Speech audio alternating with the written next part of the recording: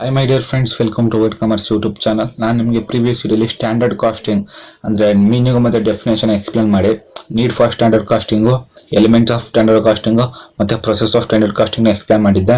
ಅಕಸ್ಮಾತ್ ಏನಾದರೂ ನೀವು ಆ ವಿಡಿಯೋನ ನೋಡಿಲ್ಲ ಅಂತಂದರೆ ಡಿಸ್ಕ್ರಿಪ್ಷನಲ್ಲಿ ಲಿಂಕ್ ಇರುತ್ತೆ, ಹೋಗಿ ಆ ವಿಡಿಯೋನ ನೋಡಿ. ಹಾಗೆಯೇ ನಾನು ನಿಮಗೆ ಈ ವಿಡಿಯೋಲಿ ವೇರಿಯನ್ಸ್ ಅಂದ್ರೇನು ಮತ್ತು ಎಷ್ಟು ಟೈಪ್ಸ್ ಆಫ್ ವೇರಿಯನ್ಸ್ ಇದೆ, ಹಾಗೆಯೇ ಅದನ್ನು ಹೇಗೆ ಫೈಂಡ್ ಔಟ್ ಮಾಡೋದು ಅಂತೆಲ್ಲ ನಾನು ನಿಮಗೆ ಎಕ್ಸ್ಪ್ಲೇನ್ ಮಾಡ್ಕೊಡ್ತೀನಿ. ಹಾಗೆಯೇ ಈ ವಿಡಿಯೋ ಶುರು ಮಾಡೋಕ್ಕಿಂತ ಮುಂಚೆ ನೀವೇನಾದರೂ ನಮ್ಮ ಚಾನಲ್ಗೆ ಸಬ್ಸ್ಕ್ರೈಬ್ ಆಗಿದ್ದಿಲ್ಲ ಅಂದರೆ ಬೇಗ ಸಬ್ಸ್ಕ್ರೈಬ್ ಆಗಿ, ಹಾಗೆ ಲೇಟೆಸ್ಟ್ ಅಪ್ಡೇಟ್ಸ್ಗೆ ಬೆಲ್ ಐಕನ್ನ ಪ್ರೆಸ್ ಮಾಡಿ.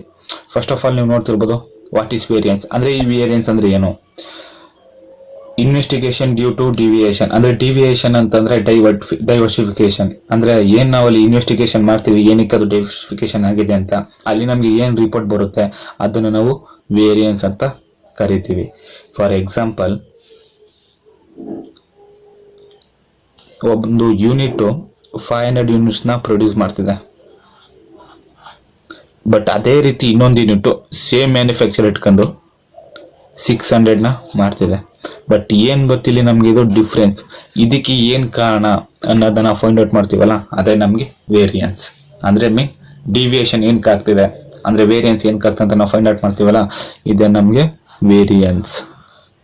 ಐ ಥಿಂಕ್ ನಿಮಗೆ ಇದು ನೀಟಾಗಿ ಅರ್ಥ ಆಯ್ತು ಅಂತ ಅನ್ಕೊಳ್ತೀನಿ. ಅದರಲ್ಲಿ ನಮಗೆ ಸುಮಾರು ರೀತಿ ವೇರಿಯನ್ಸ್ ಇದೆ. 5 ಟೈಪ್ಸ್ ಆಫ್ ವೇರಿಯನ್ಸ್ ಇದೆ. Material variance, labour variance, variable over head variance, then fixed over head variance, then sales variance. First of all ನಿಮಗೆ ಮೇಯ್ನಾಗಿ ಹೇಳ್ಬಿಡ್ತೀನಿ ನಾನು, ಇವಾಗಲೇ ಜಾಸ್ತಿ ಟೈಮ್ ತಗೊಳ್ಳೋಣ. ನಿಮಗೆ BCom ಲೆವೆಲ್ ಇರೋದು ಬರೀ ಮೆಟೀರಿಯಲ್ ವೇರಿಯನ್ಸ್ ಮಾತ್ರ. ಬಟ್ ಏನಕ್ಕೆ ನಾನು ಇದನ್ನು ಎಕ್ಸ್ಪ್ಲೇನ್ ಮಾಡ್ಕೊಡ್ತಿದ್ದೀನಿ ಅಂದರೆ, ನಿಮಗೆ ಫ್ಯೂಚರ್ ಫರ್ದರ್ ಸ್ಟಡೀಸ್ಗೆ ಬೇಕಾಗುತ್ತೆ ಅಂತ ಎಕ್ಸ್ಪ್ಲೇನ್ ಮಾಡ್ಕೊಡ್ತಾ ಇದ್ದೀನಿ. ಮೆಟೀರಿಯಲ್ ವೇರಿಯನ್ಸ್ಗೆ ಬಂದು formula standard cost minus actual cost. ಅಕಸ್ಮಾತ್ ಏನು ಸ್ಟ್ಯಾಂಡರ್ಡ್ ಕಾಸ್ಟ್ ಕೊಟ್ಟಿಲ್ಲ ಅಂತಂದರೆ, standard quantity into standard price is equal to standard cost. ಹಾಗೆಯೇ ಆ್ಯಕ್ಚುಯಲ್ ಕಾಸ್ಟ್ ಕೊಟ್ಟಿಲ್ಲ ಅಂತಂದರೆ actual quantity into actual price. That's it. Then labour variance ಬಂದಾಗ ವೇಜಸ್ ಮೈನಸ್ ಆ್ಯಕ್ಚುಯಲ್ ವೇಜಸ್ಸು. ಅಕಸ್ಮಾತ್ ಏನಾದ್ರು ವೇಜಸ್ ಕೊಟ್ಟಿಲ್ಲ ಅಂತಂದಾಗ standard hour into standard price, ಅದು ಬಂದು ವೇಜಸ್ ಆಗುತ್ತೆ.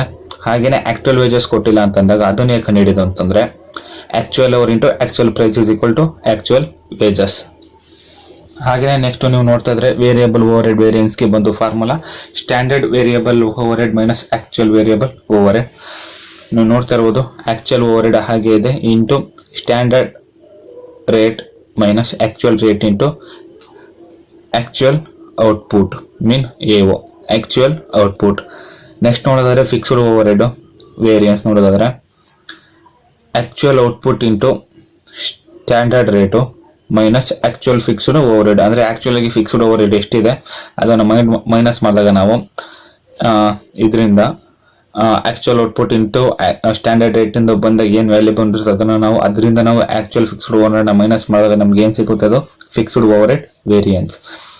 ನೆಕ್ಸ್ಟ್ ನೋಡೋದಾದ್ರೆ ಸೇಲ್ಸ್ ವೇರಿಯನ್ಸ್ ನೋಡೋದಾದ್ರೆ budgeted quantity into budgeted price minus actual quantity into actual price ಏನು ಬಂದಿದೆ ಅದನ್ನು ನಾವು ಸೇಲ್ಸ್ ವೇರಿಯನ್ಸ್ ಅಂತ ಕನ್ಸಿಡರ್ ಮಾಡ್ತೀವಿ. ಜಸ್ಟ್ ನಾನು ಇದನ್ನು ನಿಮಗೆ ಇಲ್ಲಿ ನಾನು ಶಾರ್ಟ್ ಫಾರ್ಮಲ್ಲಿ ಬರ್ತಿರೋದನ್ನು ನಿಮಗೆ ಇಲ್ಲಿ ಅಂದರೆ ಅಬ್ರಿವೇಷನಲ್ಲಿ ಬರ್ತಿದ್ದೀನಿ, ಬೇರೆ ಏನಿಲ್ಲ. ಹಾಗೆಯೇ ನೀವು ನೋಡೋದಾದರೆ ನಾನು ನಿಮಗೆ ಫಸ್ಟೇ ಹೇಳ್ದಾಗೆ ಮೆಟೀರಿಯಲ್ ವೇರಿಯನ್ಸು ತುಂಬ ಇಂಪಾರ್ಟೆಂಟ್ ಕಾನ್ಸೆಪ್ಟು. ನಿಮಗೆ ಪ್ರಾಬ್ಲಮಲ್ಲಿ ಬರೋದು ಈ ಮೂರೇ ಬರೋದು. ಹಾಗೆಯೇ ಇದೊಂದು ವೇರಿಫಿಕೇಶನ್ ಅಷ್ಟೇ. ಬಟ್ ಆ ಮೂರು ಮೆಟೀರಿಯಲ್ ಕಾಸ್ಟ್ ವೇರಿಯನ್ಸ್ಗೆ ನಾನು ಆಲ್ರೆಡಿ ಎಕ್ಸ್ಪ್ಲೇನ್ ಮಾಡಿದ್ದೀನಿ ಹೇಗೆ ಕಂಡುಹಿಡಿಯೋದು ಅನ್ನೋದು.